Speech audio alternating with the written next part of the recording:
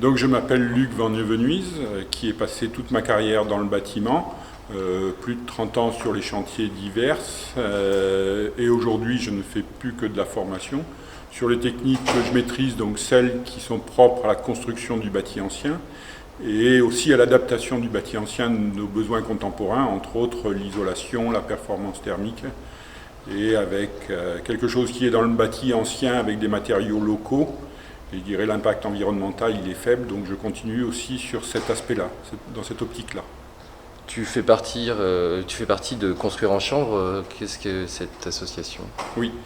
Alors, Construire en Chanvre, c'est une association dont je suis membre depuis sa création, depuis 1998, qui a regroupé au début les gens qui développaient le chanvre pour arriver à, je dirais, à mettre en commun les pratiques, à valider les bonnes pratiques, et aujourd'hui on va même plus loin que ça.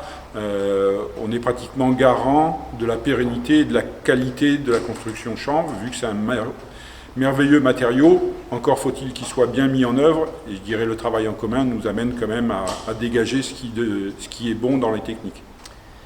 Du coup, c'est quoi rapidement les spécificités du chanvre?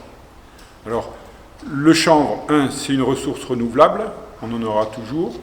2, le chanvre c'est un granulat léger, on utilise le chanvre, on tire la fibre et de la paille broyée qu'on appelle de la chènevotte, mais c'est un granulat léger qui est isolant. Donc on fait des bétons isolants, jamais de béton structurel porteur, on fait des bétons de remplissage, aussi bien pour faire des formes isolantes en sol que pour faire des remplissages de murs avec ossature bois, tant qu'à être piéger du carbone, il vaut mieux utiliser du bois que du béton, même s'il n'y a pas d'opposition à faire du chanvre avec une structure béton, mais favorablement on va le faire avec le bois. On peut faire de l'isolation sous toiture et on peut faire des enduits correcteurs thermiques qui sont très utiles et qui sont une réponse, je dirais, très appropriée au fonctionnement des murs anciens. Et du coup, les avantages du chaux-chanvre dans la construction?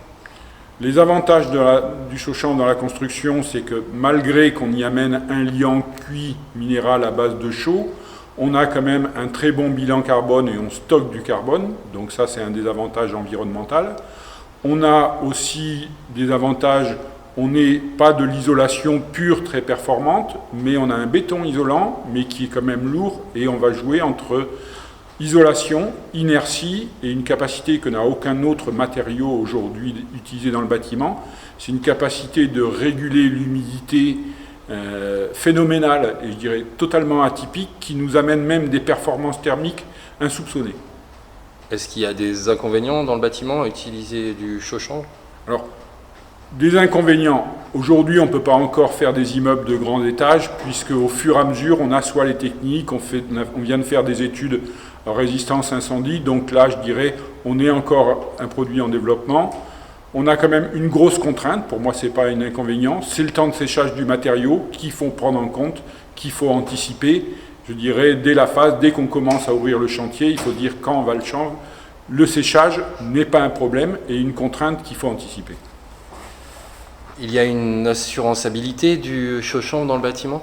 Oui, alors le chaux-chanvre bénéficie depuis 2007 de règles professionnelles. On est la première filière en développement à avoir fait des règles professionnelles. On va être à la 3e version en révision qui va apparaître en fin 2020 ou 2021. Donc, comme d'autres règles professionnelles, par exemple la paille, il faut respecter le cadre des règles et être formé ou faire preuve de sa compétence. Donc c'est pour ça aussi que je suis là, de façon à ce que les gens qui sont formés aujourd'hui puissent rentrer dans un cadre assurantiel. Et du coup, les règles professionnelles couvrent quel domaine d'activité? Alors, ça, le domaine d'activité que je l'ai dit au départ, remplissage de murs et support d'enduit, faire des formes isolantes en sol, faire des isolations sous toiture en support, et les 4 usages, et le 4e usage, l'enduit correcteur thermique, tout cela sont couverts par les règles professionnelles, et on est en technique courante avec l'obligation d'être formé, et aujourd'hui encore de ramener le retour d'expérience aux assureurs, qui verront bien que globalement, il n'y a pas de sinistre quand les règles sont respectées. Aujourd'hui, on est sur une formation Ecobat. Les objectifs de la formation, c'était justement de monter en compétence pour atteindre cette assurançabilité ou... Oui, avec un double objectif Ecobat quand même. On arrive à concevoir des formations vraiment adaptées au public et aux entreprises. Donc dans cette formation, on a deux objectifs.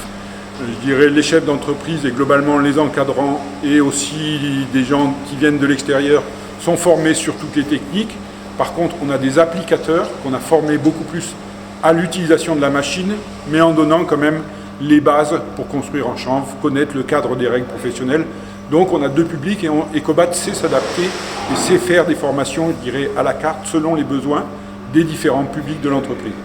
Ok. Et pour finir, tu es formateur pour les règles professionnelles du chanvre. Tu fais d'autres formations, j'imagine. En tout cas, sur le chanvre, tu fais combien de formations par an et c'est quoi le public qui est habituellement présent?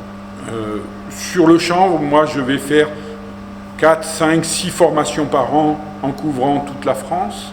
Et depuis l'année dernière, on couvre deux publics, vu qu'avec Construire en chanvre, j'ai piloté un groupe d'experts et on a monté une formation pour les maîtres d'œuvre, une formation de 4 jours. Donc tous les maîtres d'œuvre, les architectes peuvent se renseigner auprès de l'organisme de formation. On est capable de répondre à ça. Et on fait aussi la formation applicateur, qui est souvent une formation de 2 jours, mais aujourd'hui 3 jours, puisqu'on rajoute la projection mécanique, qui est aujourd'hui une grosse part du marché en construction neuve. Donc on vise ces publics-là. Et comment le grand public peut se former s'il souhaite faire de l'autoconstruction? Alors, le grand public peut se former, il y a quelques supports vidéo. Il y en a un qui s'appelle Rebat Bio qui a été fait par Envirobat Centre. Sinon, quand même, il faut se renseigner soit auprès de quelques distributeurs formés, il y en a très peu, ou d'un artisan. Il vaut mieux avoir un artisan qui guide, quitte à venir la main-d'œuvre d'autoconstructeurs. Je serais beaucoup plus favorable sur le champ sur de l'autoconstruction accompagnée. On est dans un domaine professionnel, on est quand même une bonne qualité. Si on veut avoir la qualité, il vaut mieux un accompagnement. Merci Luc.